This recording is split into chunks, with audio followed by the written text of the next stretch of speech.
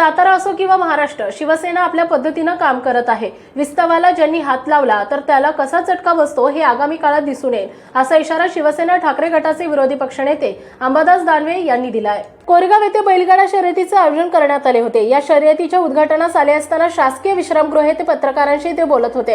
यावेळी शिवसेना उपनेते प्राध्यापक नितीन बानगोडे पाटील, जिल्हा प्रमुख सचिन मोहिते, हर्षल कदम आदी पदाधिकारी उपस्थित होते।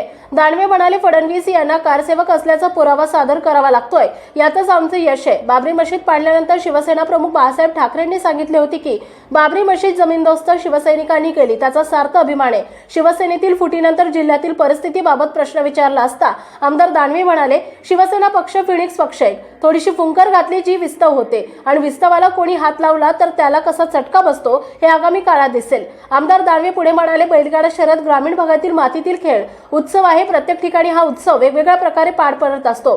साताऱ्यातील बैलगाडा शर्यत ही वेगळीच ओळख आहे।